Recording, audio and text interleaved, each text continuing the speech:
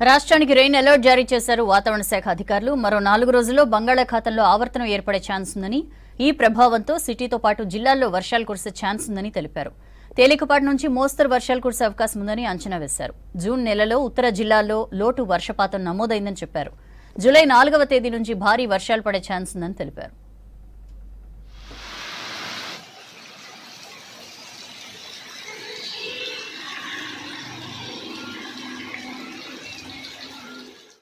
రాష్ట్రానికి heavy rain alert ప్రకటించింది వాతావరణ శాఖ.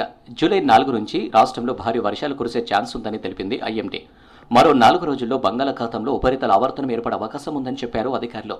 ఈ ప్రభావంతో రాగల 3 రోజులు సిటీతో పాటు జిల్లాలో వర్షాలు కురిసే ఛాన్స్ ఉందన్నారు. ప్రస్తుతం పశ్చిమ నైరుతి దిశల నుంచి కింది స్థాయి గాలులు వీస్తున్నట్టు చెప్పారు అధికారులు. ప్రస్తుతం చూసుకున్నట్లయితే ఉపరితల ఆవర్తనం పూర్తిగా బలహీనపడడం వల్ల గత 2 రోజులు చూసుకున్నట్లయితే రాష్ట్రం మొత్తం మీదుగా మోస్తరు వర్షాలు, అలాగే హైదరాబాద్ పరిసర ప్రాంతాల్లో కూడా ఒక మోస్తరు వర్షాలు కురవడం అయితే జరిగింది. అయితే దీని పూర్తిగా బలహీనపడడం వల్ల దీని ప్రభావం పూర్తిగా తగ్గి వచ్చే 3 రోజులు చూసుకున్నట్లయితే రాష్ట్రంలోని ఒక మోస్తరు వర్షపాతం అనేది అక్కడక్కడ కురిసే అవకాశం అయితే కనిపిస్తుంది. రాష్ట్రం మొత్తం మీద కొన్ని చోట్ల మనకి కొన్ని జల్లులు కూడా కురిసే అవకాశం అయితే ఉంది. ఈ 3 రోజులు కూడా అక్కడక్కడ మాత్రమే కురిసే అవకాశం అయితే కనిపిస్తుంది. జూన్లో సాధారణం కంటే తక్కువ వర్షాలు కురవడంతో ఉత్తర జిల్లాలో లోటు వర్షపాతం నమోదైందన్నారు వాతావరణ శాఖ అధికారులు. నైరుతి రుతుపవనాలు రాష్ట్రంలోకి త్వరగా వచ్చినప్పటికీ జూన్లో ఆశించినంత వర్షాలు కురవలేదన్నారు. కేవలం దక్షిణ జిల్లాలో అధిక వర్షాలు కురిశాయన్నారు. జూలై నెలలో భారీ వర్షాలతో అధిక వర్షపాతం నమోదయ్యే అవకాశం ఉందని తెలిపారు. ప్రస్తుతం సిటీతో పాటు జిల్లాలో 32 డిగ్రీల గరిష్ట ఉష్ణోగ్రతలు, 24 డిగ్రీల కనిష్ట ఉష్ణోగ్రతలు నమోదవుతున్నట్టు చెప్పారు.